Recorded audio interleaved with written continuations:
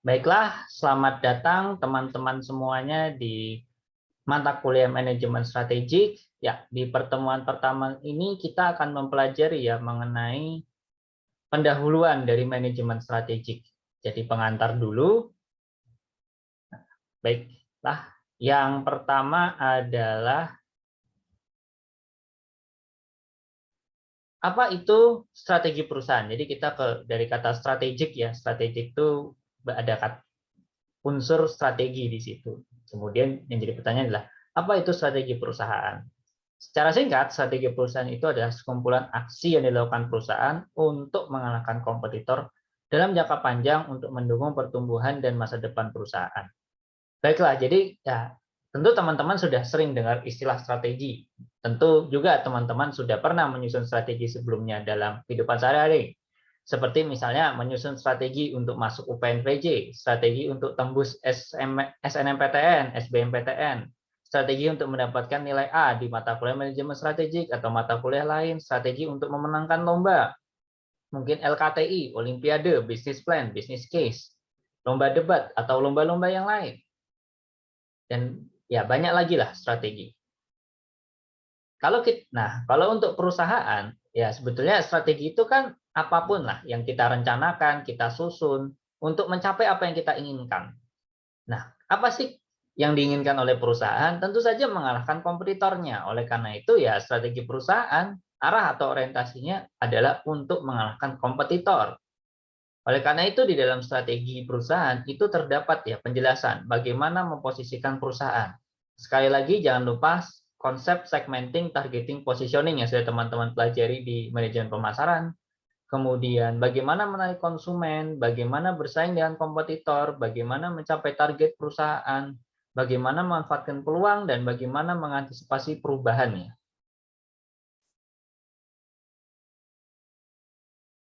Nah, kemudian strategi itu idealnya unik. Jadi berbeda, tidak bisa perusahaan itu hanya sekadar kopas atau meniru strategi perusahaan lain. Dia harus idealnya unik, gitu ya, supaya bisa mengalahkan kompetitornya. Kemudian menghasilkan keunggulan kompetitif, competitive advantage, atau keunggulan bersaing ya. Jadi untuk bisa mengalahkan kompetitor atau dalam persaing untuk menangkan persaingan itu kan harus ada keunggulan-keunggulan. Nah, itu idealnya strategi perusahaan bisa memunculkan itu. Kemudian terus berubah dan terus diadaptasi. Jadi tadi ya sesuai dengan adanya perubahan-perubahan zaman. Sekarang era 4.0, eranya disrupsi. Strategi perusahaan itu juga harus fleksibel ya, dia harus antisipatif. Harus bisa deal ya, mengatasi atau memitigasi dampak-dampak adanya perubahan atau kondisi saat ini dan di masa depan. Misalnya sekarang sedang pandemi COVID-19, nah strategi perusahaan itu harus bisa adaptif, harus bisa memitigasi dampak negatif misalnya dari COVID-19 ya syukur-syukur malah bisa menemukan peluang bisnis baru dari situ. Kemudian, nah ini ya, selanjutnya kita akan belajar ya mengenai apa itu strategi yang baik. Strategi yang baik itu idealnya sifatnya sederhana, mudah dipahami ya tentu saja, kemudian konsisten, tidak bertolak belakang ya. Kemudian untuk jangka panjang. Jadi tidak bertolak belakang itu misalnya kalau perusahaan itu ingin tumbuh terus ya berarti strateginya ekspansif. Jangan sampai kemudian keinginan perusahaan. Jadi bertolak belakang ini dengan keinginan ya atau tujuan visi misi perusahaan. Jadi kita akan belajar lebih lanjut. Nah, jadi dia konsisten. Jadi jangan sampai misalnya keinginannya perusahaan itu tumbuh terus setiap tahunnya, tapi strateginya misalnya strategi yang lebih defensif, misalnya nanti kita akan belajar lebih lanjut yang mengenai itu ya. Nah, itu kan tidak nyambung. Idealnya strategi itu dia koheren, konsisten, kemudian juga dia punya long term goals, tujuan jangka panjang, misalnya meningkatkan market share, misalnya ekspansi. Jadi bukan hanya tujuan jangka pendek, misalnya meningkatkan profitabilitas menjadi sekian persen. Nah, itu kan jangka pendek, tidak seperti itu. Strategi itu dia punya tujuan atau goals yang lebih jangka panjang sifatnya. Kemudian punya pengertian ya mengenai lingkungan internal dan eksternal. Yang itu nanti kita akan pelajari lebih lanjut di pertemuan-pertemuan selanjutnya. Kemudian juga ada namanya kaidah SMART ya. Nah, SMART dalam strategi itu. Strategi yang baik itu yang pertama dia spesifik, jelas ya, spesifik, yaitu fokus ya, apa yang ingin dicapai, kemudian ada measurable. Jadi strategi itu dia harus bisa diukur pencapaiannya atau dia dikuantifikasi. Nah, misalnya strategi itu strategi pertumbuhan. Nah, apa itu strategi pertumbuhan? Misalnya membuka cabang baru ya. Tentu saja harus bisa diukur jumlah cabangnya, misalnya seperti itu ya. Kemudian ini ya, achievable bisa dicapai gitu ya, dan realistis A dan R ya di sini. Tentu saja kalau dia itu realistis, maka dia akan menjadi achievable ya. Realistis itu sesuai dengan kondisi perusahaan, kondisi di masa seperti ini. Seperti misalnya sekarang lagi masa pandemi COVID-19, sepertinya kurang realistis lah kalau perusahaan itu menargetkan punya pertumbuhan double digit ya, mungkin hanya single digit atau setidaknya ya pertumbuhan yang kecil gitu ya. Yang penting yang utama bisa survive ya di masa pandemi ini. Dan terakhir adalah time bounded ya. Time bounded itu adalah ada batas waktu. Makanya ada yang namanya rencana strategi itu ya, atau disebut juga misalnya rencana jangka panjang atau Renstra, rencana strategis, itu dia punya biasanya jangka waktu ya untuk mengingatkan orang bahwa ini ada batas waktunya loh, ini ada deadline-nya loh. Nah, misalnya ditargetkan misalnya tahun 2030 perusahaan itu akan menjadi nomor 1 di Indonesia, sehingga ada pressure gitu loh. Kita harus mencapai ini nih tahun 2030. Nah, itu strategi yang baik seperti itu. Kemudian juga ada kaidah-kaidah lain. Yang pertama adalah sesuai dengan kondisi perusahaan atau strategi fit. Jelas ya, dia realistis, dia sangat disesuaikan dengan kondisi perusahaan, kemudian menghasilkan keunggulan kompetitif, competitive advantage tadi sudah disinggung, kemudian menghasilkan kinerja terbaik, performance test. Jelas ya. Jadi untuk bisa menjadi mengalahkan kompetitor, tentu saja harus punya kinerja yang terbaik dong. Nah, strategi idealnya bisa menghasilkan itu. Kemudian ini ya, strategi yang baik plus pelaksanaan yang baik sama dengan manajemen yang baik. Ini harus dicatat bahwa manajemen, kita kan tahu ya, manajemen itu planning, organizing, actuating, controlling.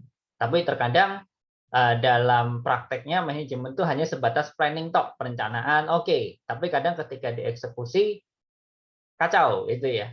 Nah, bikin perencanaannya wah muluk-muluk, wah keren gitu ya. Tapi ketika dieksekusi bubar. Nah, itu. Kadang manajemen itu seperti itu ya. Planningnya luar biasa bagus, tapi eksekusinya buyar. Sama dengan punya strategi baik dan disusun, tapi pelaksanaannya kacau balau. Nah, makanya manajemen yang baik itu tidak hanya sebatas perencanaan, tapi juga dia harus punya organizing, directing, actuating yang baik.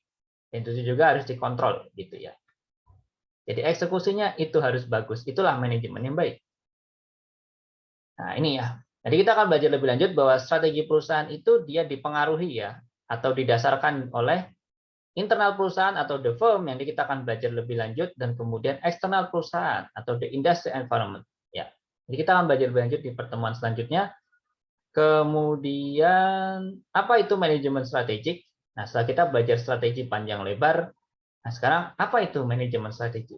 Manajemen strategik itu adalah seni dan ilmu ya untuk menyusun, menerapkan, dan mengevaluasi keputusan lintas fungsi yang memungkinkan perusahaan untuk mencapai tujuannya. Jadi harus dicatat di sini, manajemen itu bukan ilmu eksakta ya. 1+1 sama dengan 2, tidak seperti itu. Dia punya unsur seninya juga. Oleh karena itu, misalnya strategi yang misalnya sangat bagus berjalan diterapkan di perusahaan A belum tentu cocok untuk perusahaan B. Itulah sisi seni dari manajemen strategik. Tentu dia punya ilmu, dia punya teori-teori. Nanti kita akan belajar, oh Blue Ocean, oh nanti strategi generic Porter. Nanti ada namanya matrix EV, EV, nanti ada Porter Five Forces. Iya, ada teori-teorinya, ada ilmunya. Tapi dia juga ada unsur seninya ya. Itu yang teman-teman harus camkan. Kemudian jelas ya, seni dan ilmu untuk menyusun, menerapkan, dan mengevaluasi PODC tadi ya, fungsi-fungsi manajemen. Tapi apa sih yang di-manage atau diatur? Keputusan lintas fungsi ya. Jadi manajemen itu tidak terkungkung dalam dinding divisi, misalnya divisi pemasaran tok atau divisi keuangan tok gitu ya. Oleh karena itu disebut manajemen strategik ini memiliki helikopter view ya, atau dia itu bisa menembus ya dinding-dinding antar divisi, sehingga tidak terjadi namanya silo ya antar divisi, atau divisi itu orang-orang dalam divisi itu berpikirnya kata dalam tempurung. Nah, misalnya orang marketing hanya memikirkan bagaimana menjual sebanyak-banyaknya. Orang keuangan, finance hanya memikirkan bagaimana kinerja keuangan perusahaan itu sebagus mungkin, dan itu terkadang bisa jadi muncul clash atau pertentangan ya. Misalnya penjualan sebanyak-banyaknya berarti boleh dong orang membeli secara kredit. Tapi kalau boleh membeli secara kredit itu kan kemungkinan gagal bayarnya juga besar. Berarti bisa membahayakan keuangan perusahaan. Nah, berarti dia akan muncul clash antara marketing dengan finance. Nah, ini supaya tidak muncul clash atau pertentangan ini, di sini manajemen strategik menengahi. Nanti kita akan belajar lebih lanjut ya, bagaimana ini bisa terjadi, bagaimana mengantisipasinya ya. Kemudian selanjutnya, manfaat manajemen strategik adalah mendukung pengambilan keputusan. Ya, jelas ya. Jadi karena sudah ada strateginya, pengambilan keputusan jadi lebih mudah nih. Kemudian memudahkan koordinasi antar divisi, jelas sudah saya singgung. Kemudian menyediakan target bagi perusahaan. Jadi ada target nih yang harus dicapai. Nanti mengenai target atau tujuan goals ini akan kita pelajari di pertemuan selanjutnya bersamaan dengan visi, misi, dan nilai perusahaan. Kemudian di sini terdapat 3 tahapan manajemen strategik: formulasi atau perencanaan strategi, implementasi strategi, penerapannya, dan evaluasi strategi. Nah, ini dari ketiga tahapan ini kita akan belajar lebih lanjut di pertemuan selanjutnya, tapi saya singgung sebentar ya, ini alurnya ya, teman-teman bisa baca di bukunya Wilen untuk lebih lanjutnya. Nah, jadi ini ada alur strategi, formulasi strategi, setelah diformulasi kemudian diimplementasikan, dan kemudian dievaluasi. Baik implementasi, formulasi, implementasi, dan evaluasi itu kita akan belajar lebih lanjut di pertemuan-pertemuan selanjutnya. Ya, baiklah, cukup sekian ya kuliah manajemen strategik untuk pertemuan pertama ini. Kurang lebihnya mohon maaf. Sampai berjumpa di pertemuan-pertemuan selanjutnya. Terima kasih teman-teman semuanya.